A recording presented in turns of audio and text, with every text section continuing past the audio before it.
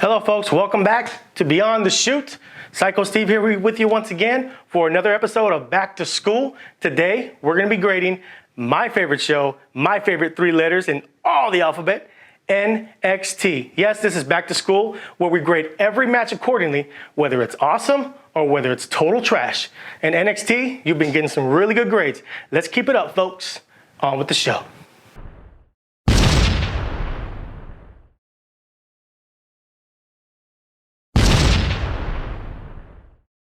We start off the show with the War Raiders. I still want them to be War Machine, but hey, whatever's whatever. We already have heavy machinery. We got the War Raiders. They're going up against a couple of jobbers. They didn't even give them a name. I think they gave the name to one of the guys. The other guy was just pretty much vapors. War Raiders dominated. I give this match a B. It was one of those B squash matches for me. Like I said, these guys are pretty athletic, very powerful, and they're definitely going to be NXT Tag Team Champions really soon. Good job, guys. So if you haven't been watching NXT lately or have been living under a rock, this next video segment, Johnny Gargano and Tommaso Ciampa, like Mike Hito and I said, this is probably the best rivalry in WWE today.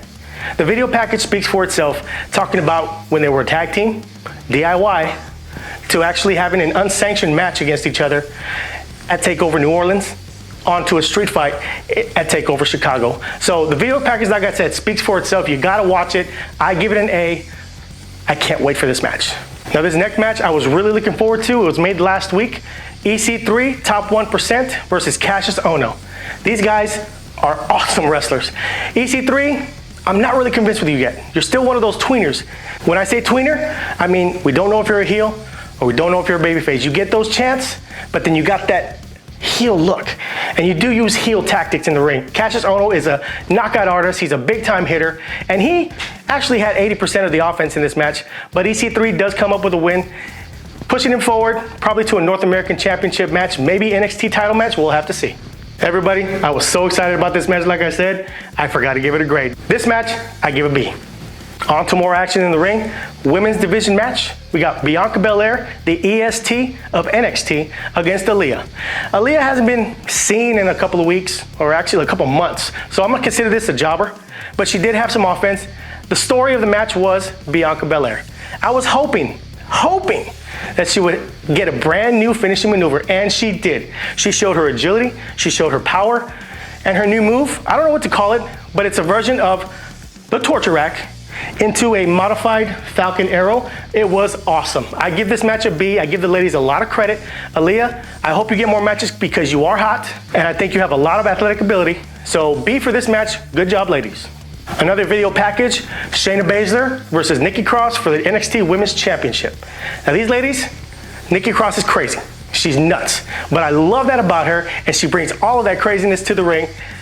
Kind of taking Shayna Baszler off her game because she was bullying Dakota Kai for a while, but you can't bully Nikki Cross. Nikki Cross, she's amazing. I love the way she wrestles. She's a shorty. She moves around the ring a lot, and she has a lot of really powerful moves. She's got some power for that little body she's got. But Shayna Baszler is a queen of spades, and I'm not gonna say who's gonna win the match, but I have a feeling that this is probably gonna steal the show at NXT. Next up, we have the UK Championship. Pete Dunne is a champ. He's going up against Kyle O'Reilly. Of course, he is part of the NXT Tag Team Champions, the Undisputed Era. These guys, as factions, have been going at each other. The Undisputed Era have been taking over NXT. They've been telling everybody we're here and we're here to stay. I believe them. Adam Cole, Kyle O'Reilly, even the new guy, Roderick Strong, Roddy versus the World. Former babyface, now he's a heel. But on to the match. It was an A+ match for me. These guys this was actually one of the best technical wrestled matches in a long time. It reminded me of old school Kurt Angle and Chris Benoit matches. Chris Benoit versus, pretty much anybody. Bret Hart versus Shawn Michaels. All those matches, technical matches. This was awesome. Now we always say mat wrestling slows down the match. This match wasn't slow. This match wasn't anything you expect. It was action-packed. It was counter for counter, move for move, elbow for elbow, knee for knee. It was just an A+ match, I gotta tell you. Pete Dunne gets the win, a clean win, which I was surprised. I thought there was gonna be some run-in, but Pete Dunne does get the win and defends his title successfully.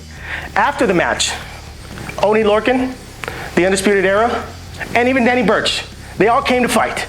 And that's what we had. brawl, a melee at the end of the match. Everybody was swinging, everybody was fighting, it was awesome. This is the way you enter a pay-per-view. Raw, SmackDown, take some notes. To end the show, we have Aleister Black coming to the ring for a promo, talking about how he's gonna face Lars Sullivan at TakeOver. But it didn't take long for Lars Sullivan music to hit. Lars Sullivan comes out, the monster he is, and absolutely demolishes Aleister Black. A little foreshadowing, of course. Usually when that happens, we all know that Aleister Black is probably gonna win, but we'll leave that for the pay-per-view. But I thought it was a good way to end the show, leading into the pay-per-view. This is a great way to go into a pay-per-view. This is a go-home show right here. Raw didn't have one, SmackDown didn't do one. These guys, awesome job. This is why I call NXT my favorite brand, and I think the best brand in WWE right now. I give this show an A-. There were a lot of B's, B pluses, and an A+. Add it together, average it out yourself, it comes out to an A-. When did we give it an A to any of our shows lately? Hasn't happened a lot. But NXT, I love you, keep doing what you're doing, and I'm gonna be a fan for life. Now everybody, those are my opinions, those are my grades, but I want your opinions. I want your grades. Please click the eye above me. Let me know what you thought. If you want to give it an A, give it an A. If you want to give it a B, I'll still be your friend. It's all good. Just don't give it any lower than a B. But also, unlike if you don't like the show, comment and subscribe as well. Use your Twitter feed. Add me at Psycho_Steve BTS. Thank you so much, folks. It was a pleasure. That's the end of our shows. Raw, SmackDown, and NXT. We also had a 205 Live. If you haven't watched that, you got to. But we'll see you on the pay-per-views. TakeOver on Saturday, Money in the Bank on Sunday.